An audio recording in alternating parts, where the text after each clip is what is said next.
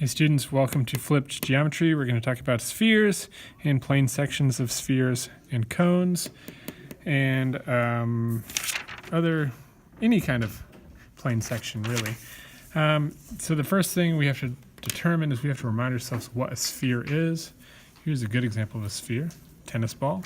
This one's a Wilson number 2. I've also got a wooden sphere here. And there's something very unique about spheres in that they have some surprising attributes. So if we think about a circle as the locus just means all the points. A circle is all the points, a certain distance, its radius from a certain point, its center. We can say the same thing about a sphere. We can say that is all the points, a certain distance, its radius from a point, its center. And that should make pretty logical sense. We can draw a solid sphere by just drawing a circle. Do the best we can.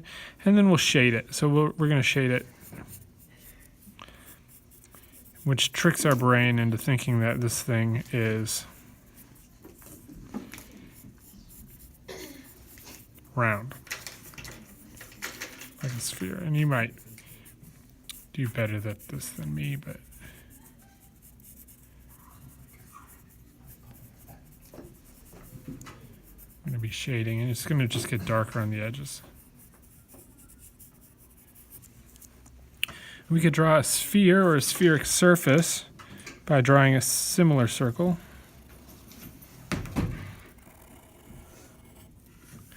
And then this is going to be just the boundary of the region enclosed by our sphere. So we're going to draw a backside to this, and we're going to draw that with little dashes, and then a front side as well, which gives our sphere the illusion of popping off the page to look like a sphere.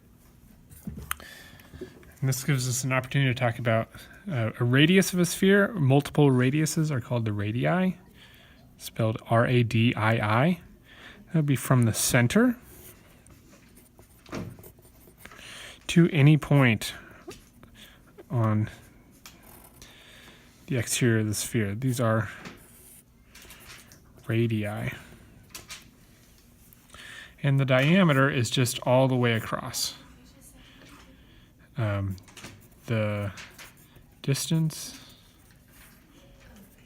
from one point on the sphere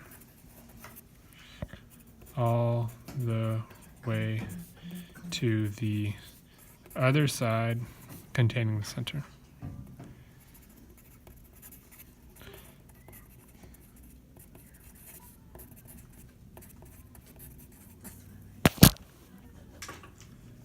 Okay, now we've got an idea of some of the terms of the parts of a circle. We've got a radius and a diameter of a sphere. There's something I can do to a sphere that might not have occurred to you before, but I could take a saw and I could cut a chunk off of this. And if I dipped that chunk in ink, I could put that chunk on the paper and I could get a few different shapes. So the book demonstrates this pretty well. So here I'm going to have made a cut, but the cut only touches one point. So I've swiped with my knife and it's only hit one point, and the little cross section I get is so tiny that when I dip it in ink and I put it on my paper, I'm only going to get a point. So this is a spheric section. I can do it on the circle. I can take a knife and I can cut it right through the middle, which creates two hemispheres. And then my cross section has a special name. It's called the great circle, which is the circle that this sphere is rotated around, or if I rotate a circle 360 degrees, I get a sphere. So that is this circle, the great circle. Or I could make a plane section that does not just hit one point and does not hit through the middle, but it hits somewhere in the middle. somewhere in between the top and the center, and I would call that a small circle, which does not make hemispheres. Hemispheres are only made when I cut the sphere in half. So now, one of the best ways to think about hemispheres or spheric sections is looking at a globe. So there's no way for me to cut this globe if I have a knife, or this my power hand, chop. There's no way for me to make a chop and have my section of the sphere give me anything but a circle. So I could cut it right at the top, and I get a circle. I cut it at an angle, I get a circle for my cross section. There's no way for me to do that in any way other than getting a circle, which is one of the surprising things about spheres. So let's just go over some attributes of a globe. There are two easily identified great circles on a globe. The first, if you can think of it, is called the equator. Nice, it's called the equator. And the second, do you all know the second? I've got some students in my room. Well, it's the one that goes through Greenwich, England. It is, yeah. Greenwich, England. It starts with a P. It starts with a B? A P. P? Yep. It starts with a P and ends in rhyme meridian. It's the prime meridian. Oh, very, very good. It's a prime meridian, yep. This is Greenwich, England. And it goes all the way around. Yay. So, pretty exciting stuff. What else do we have? Oh, this is called the ecliptic. So, the Earth rotates at an axis. And so we see that here, but this is the reason we have seasons, because sometimes we're close to the sun, and during the daylight hours, the rays of the sun are hitting the Earth more directly. During the winter, the Earth is angled in such a way so it's hitting the southern hemisphere more directly during our winter. Okay, moving on. We can take plane sections of all kinds of shapes. We don't have to just take it as spheres, and we get more unique results. So we can cut a plane section onto any solid. So, and we can cut it in three ways. We can make our slice. We can cut it parallel to the bases, in which case our cross section is going to be the same as the base, presuming we have a prism or a cylinder. Not parallel, but not intersecting with the base.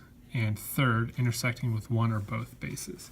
So here's some good examples of those. So the first one is I have this right pentagonal prism, and I've taken a plane section which is parallel to the base, and you see the resulting cross section is also a pentagon of the same shape and size of the base. And here I have a right cylinder, and my plane is parallel to the base, and I have a circle. Here I have an instance of a plane section which is not parallel to the base, and I still have roughly these shapes. This is going to form kind of an ellipse sort of shape. It's probably not a perfect ellipse, but you get the idea. It's not a circle anymore. This is certainly a pentagon. It's just these edges are longer. And here I have an instance where my plane section is intersecting one or both bases, and I get a totally different shape. So here I have a right pentagonal prism, except my cross section is a triangle. And here I have a cylinder, except my cross section is a rectangle. And with pyramids and cones, I get some surprising results. And there are these things that you'll spend a lot of time in pre-calculus going over called the conic sections. So if I have two cones, and they're right on top of each other, so I'm going to put this here. If they're cones,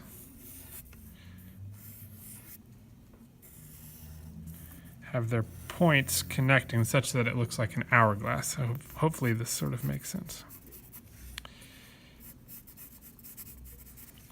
And I could make cuts through these. I can get 6 different figures. I can get a point, I can get a line, I can get a circle, I can get an ellipse, I can get a parabola or a hyperbola. And I can see those right here. If I cut right through the center, I get a point, I can get a circle, an ellipse, a parabola, or a hyperbola. I would suggest, in preparation for the next time I have you, going over some plane sections, and there are some good examples right here. We're going to hit some of these right when you all come into class the next time I see you. Have a great day.